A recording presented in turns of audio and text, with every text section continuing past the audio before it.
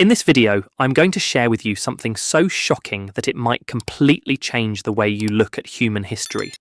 For centuries, we have been taught a very specific version of history, a story where civilizations rose and fell in isolation, disconnected from one another.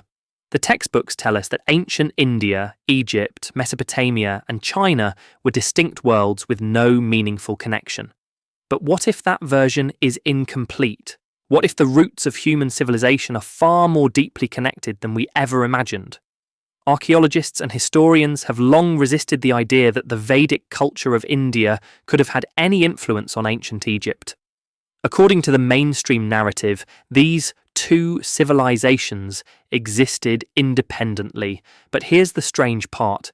Even after decades of research, they still cannot agree on how old the pyramids actually are, or who exactly built them. Some evidence suggests they might be much older than we think, possibly predating even the Egyptian dynasties we learn about in school.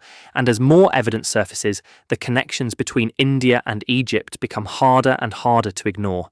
Take, for example, the worship of Apis, the sacred bull deity of ancient Egypt. Apis was not just an animal, he was seen as a divine intermediary, a living bridge between humans and a higher, all-powerful god known as Ptah. Priests believed that by venerating Apis, they could reach Ptah, the great fatherly creator of the universe. Now here's where things get astonishing. The word Ptah itself bears a striking resemblance to the Sanskrit word Pita, which means father. In Vedic and later Hindu traditions, the divine father figure is central, whether as Prajapati, as Brahma, or as the fatherly aspect of Shiva himself. Could this similarity be a coincidence, or does it hint at something much deeper, an ancient cultural exchange, a shared origin, or even a forgotten civilization that predated both? And the parallels don't end there.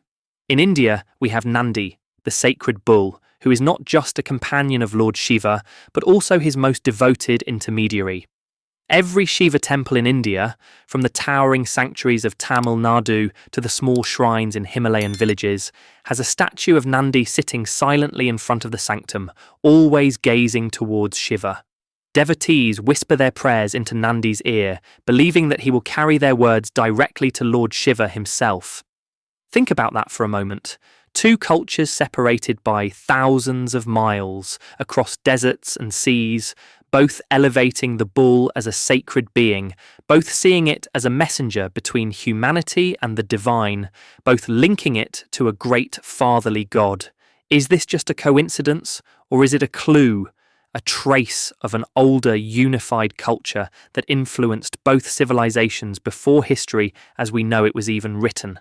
This is the part that mainstream historians hesitate to acknowledge. The connections between India and Egypt are not just linguistic or symbolic, they go deeper. Ancient architecture, astronomical alignments, spiritual practices, and even burial rituals show patterns that seem far too similar to have developed in complete isolation.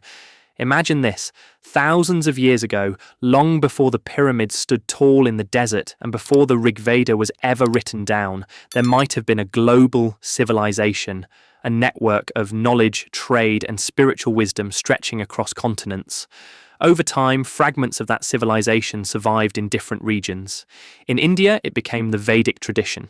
In Egypt, it shaped their gods, their temples, and their vision of the afterlife. And today, as archaeology slowly uncovers pieces of this forgotten past, we are faced with a question far greater than any we've asked before. Are we ready to accept that our history is not what we think it is? Are we ready to see humanity not as a collection of isolated civilizations, but as the inheritors of a far older global legacy? Because if the connections between Apis and Nandi, between Ptah and Pita, are real, then human history needs to be rewritten.